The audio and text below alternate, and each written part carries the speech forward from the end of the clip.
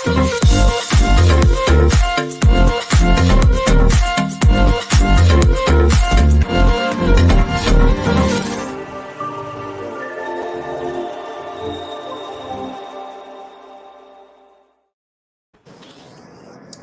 right, Adrian, you want to introduce our guest for today?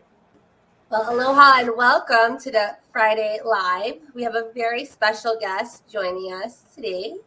Her name is Sofia Kehaulani Selbe, and she's running for Miss Hawaii 2023. She's an artist and author of the book Aloha Kiki, 10 Tips to a Better You, and this was published in May of 2020. It was a book loved by many because of its positive message and uplifting content. So a writer, an artist, just a beautiful soul. And we're very happy to be supporting you in your journey. Thank you so much. That means everything to me. All right. So my first question for you, Sophia. So what made you decide to run for Miss Hawaii?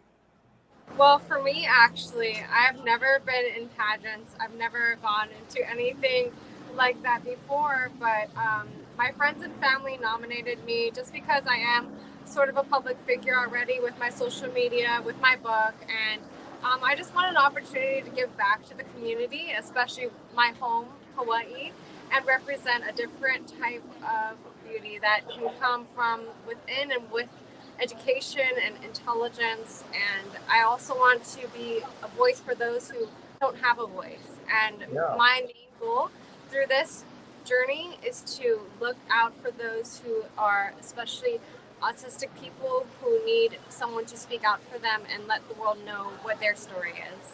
That's an excellent message. And Adrian, I was talking with Adrian, and we were glad that you started at this age, because if you started younger, we were afraid that you were going to be a honey boo-boo. But anyway. So, Sophia, I know that you had mentioned speaking out for others who maybe don't have as strong a voice and the kind of confidence that you have. Now, I know that is something that's very close and personal to your heart. Maybe you can share a little bit more. Let's go a little deeper into why that is so important to you. Yes. Well, growing up, I was actually bullied in school, and I really enjoyed mathematics. I enjoyed learning a lot, and girls that did mathematics and things didn't really dress up and do fashion like I loved. I had like the best of both worlds. I loved to be artistic, fashionable, but I also loved doing everything that was math related. Education was at the highest point in history. And that kind of combined with my personal experience of being bullied, about not fitting in, not having a place, to really settle, going through school, but also looking at from another person's point of view. My brother, David, he is 2 years younger than me. He has autism. And so those people are kind of ostracized from society because they have a brand on them. They say, okay, you're autistic, you can't fit in for those reasons. And so both ways, through my experience and watching my brother grow up, I just want those to know that everyone has a purpose and a place, and we all just learn and speak and do things differently. And diversity is beautiful. The people need to embrace that more instead of ostracizing it. Yeah, my daughter got a tattoo. It's on her wrist, and it says "You belong." And it's facing in the direction where if you're looking at her, that you would be able to read that. Yeah. And it's right on her wrist. So that, I don't know if you can get a tattoo, but you're saying it in a different way to the people out there that you belong. So that's nice, because like you said, too much of the message out there is the negative of it. Like, you don't belong, right? Yeah. So you're going to be the spokesperson for You Belong. Absolutely. Yeah. Adrian, go ahead. Sophia, so how does Disney play a role in this whole story? Because the banner, it says Jesus, family, and Disney. Yes. What does that mean? So for me, of course, I love everything magical, fun, and exciting. So Disney plays into that very well. And Disney also was the key to learning about David, my brother, because every time we went to a Disney trip, we learned something new about him. he would open up, he would try new food, he would, it was his therapy, main point of therapy, being in that high-paced environment, all the music, the happiness and joy around him. And so every time we did a Disney trip, we just learned so much more about who he was as a person, and he's grown and matured so much through that. And so I'm just grateful for those experiences, besides just loving what Disney represents, of course. And when you have, I guess, a special need of some sort, when you go through those experiences of the amusement park, you can open up and people get to experience that. Yeah, I think that's what people love about Disneyland and Disney World and the whole, right? They always refer to it as the Disney experience, and that, Yeah. Everyone's felt welcome, and it's about families and everybody included and having fun. Adrian? I would say that my understanding is that Disney also makes room for people with special needs to be part of that Disney family. Part of the cast. Yeah. And there's also really great opportunities for work there as well. So that's his dream as well. David has always wanted to work at Disney at some point. So we'll see when, but that's his dream. All right. So what are ways that people can support you with your run for Miss Hawaii? Well, right now it is just the beginning stages. I did get to meet a lot of the girls who went to the Hawaii Polo Field. We did an event there, and we are right now gaining sponsors, trying to build up our presence in the community, and just learning. I'm just learning so much more about what it is to be in the pageantry industry. So right now, there's nothing much happening until we get to October, when we have like the interviews and things like that. So until then, there's just so much to learn and grow about. Yeah. It just hit my memory that she wasn't a classmate, but she was 1 year younger, Kelly Hu. She's like an actress today, but she was Miss Teen USA in 1985, and it looks like she was Miss Hawaii USA in 1993, Kelly Hu. So that's our little shout out to Kelly Hu. I think she's still an actress today and stuff. I think she's in Hawaii Five-0. But at local girl, she went to Kamehameha schools with me. She was a junior while I was a senior. So the other question we had, let's talk about what motivated you to write the book, 10 Tips for a Better You. Oh, I know. So that book, actually, when I was writing it, it took me a while to write it, because I took all these captions that I put on my Instagram, and I just downloaded all of them, and I sectioned it into chapters. And so Kiki is my first Cavalier. She is the inspiration behind the book, because I started my Instagram journey through her. I was never shown on the page. It was always about Kiki. I would take all her pictures. I would create her personality. I was basically writing from her point of view. And people just fell in love with her story and the way that I dressed her. I put flowers in her hair. I made her dresses and clothes, and I put Mickey ears on her, everything like that. And just the magic behind who Kiki was is why people wanted to follow her. And she grew such a large following on her Instagram. And when I wrote this book, I wanted to just take all those captions, because every caption that I put with her photos was inspirational. So even though it was a doggy Instagram, it was geared towards those who are looking for something positive, looking for something to soothe their soul. And it just happened to be right on the precipice of the pandemic when I was writing it. And it came out right when people were going through that really tough, dark time. And so many of my friends reached out to me saying, you need to publish it now, because that's when people are going to flock towards something that would give them so much more purpose in life. So that's why the subtitle is like 10 Tips to a Better You, because every chapter is directly towards the reader. Like, you should not, you should, you can, you cannot. So it gives you directions on how you can really become a better, positive self. And when you are a better you can do better things for everyone around you. Well, as I say, we are reflections of the world around us. So thank you for being the the better version of all of us and going out there and sharing. Adrian, you had a question about the Oh, book? I was just gonna make mention that if you want to see more of the Aloha Kiki, you just put it in the Instagram search and you'll pop right up. How many followers and like how did that progress? Well, because I've never actually promoted myself. I was always just about art, and being behind the scenes of Kiki. And unfortunately, she passed away right before the book was published.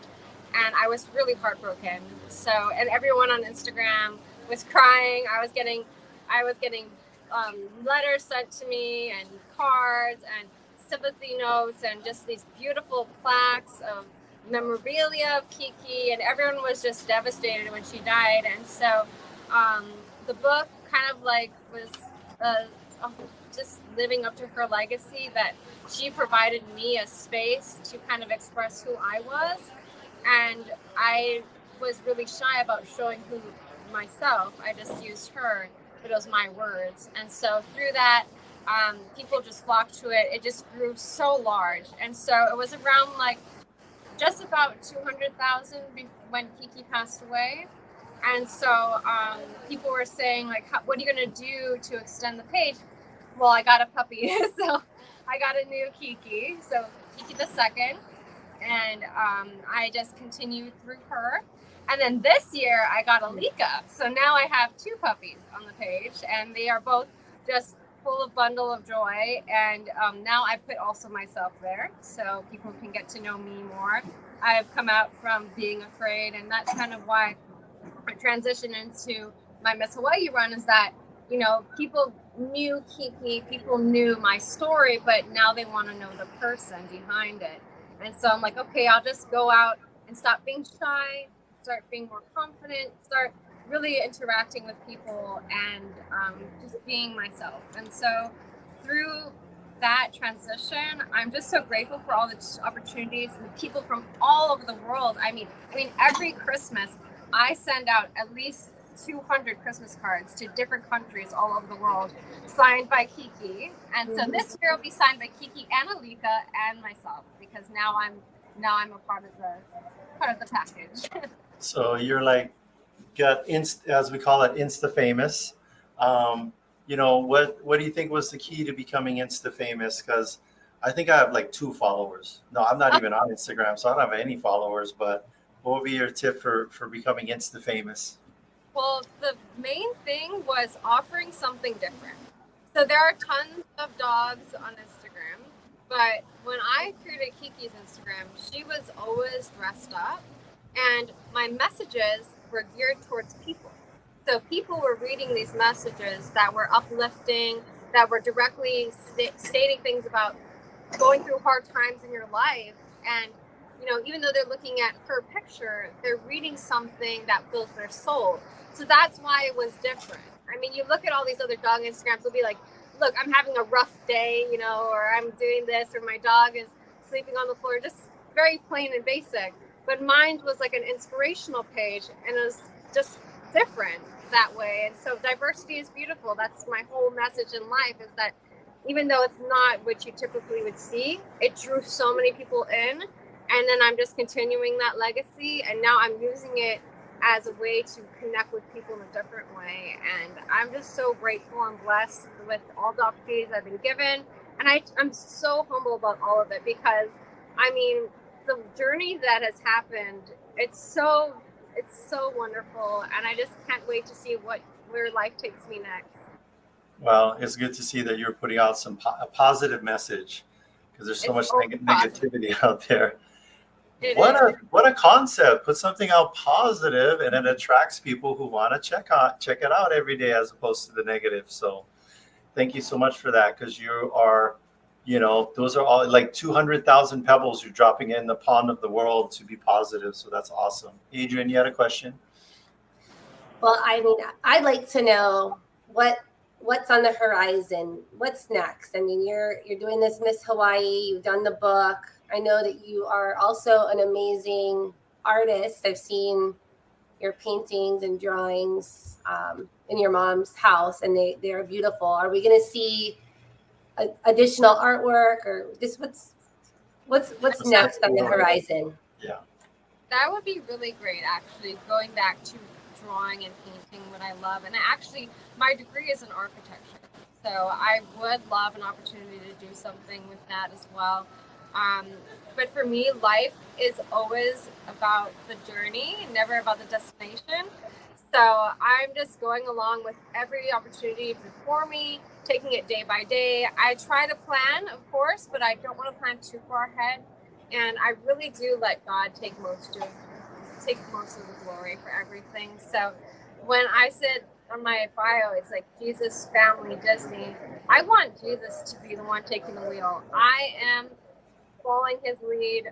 Everything that I'm doing, it's predestined by him. So Yeah. even I can have ideas of what I want to do, what's on the horizon for me, but it could be completely different from what he wants for me. And honestly, that's how my life has been. So I've been just going along with it.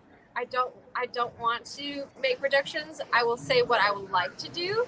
I would like to have more time to do artwork. I would love to go back into architecture and maybe even write a second book, because now I have Kiki Annalika that I want to, Yeah. expand on, what's next, showing how the legacy is continuing. And, after, the 10 tips to better you, what do you do with it? Maybe now, how do you use these tips to better the world for others? So Yeah. that's what I'm thinking, maybe a second book, things like that. Even film. I love film, just design and fashion, just so many things that I enjoy. But I'm just letting Jesus take the wheel on it, and whatever opportunities are before me, just go with it and just hope for the best.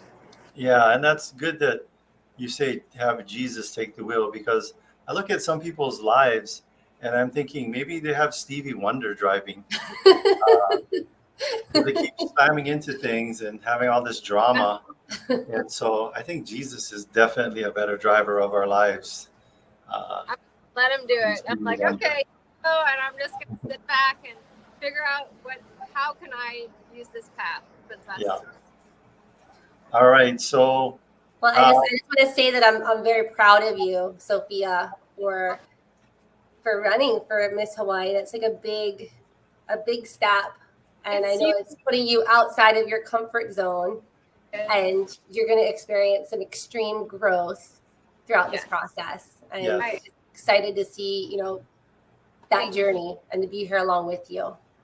Thank you so much for your support. It means everything to me. And honestly, everything that I do in my life is out of my comfort zone. I keep trying new things because that's the only way you're going to grow. And that's the only way that you can really experience life to the fullest. I mean, why would you be here if you're only going to be comfortable with everything? You have to keep trying. You have to allow things to happen and not be so quick to be like, oh, I don't want that. Be like, okay, this is different. It's not what I'm used to, but I'm just going to try it anyway. And I always go 200% with whatever I do. And that's just my personality. So. Well, that's all good stuff to hear. And we are coming to the end of our awesome, time with you. We look forward to, we're already going to be booking you for the, coming back to our Friday Live to talk about how you won Miss Hawaii. Oh, you're so kind. Thank you. We're going to speak that into your life. And Adrian, any last questions or a wrap up for Sophia? Well, I mean, just keep us in the loop. Keep us posted with how we can support and share, and how our our followers can help make sure that you get voted in to the Miss Hawaii. So so I think 3 things: people should support Sophia for her run for Miss Hawaii. They should send her a message saying they want to commission her for some art that they need. And they should go online and order these books. I think they'll be perfect for all kind of gifts. Mm-hmm. Thank you. And that's it. All right. Well, thanks so much for being on the show. And we're going to wrap it. We're going to wrap it with Jesus, family, and Disney. And stay with us while we go to our video outro. Here we go.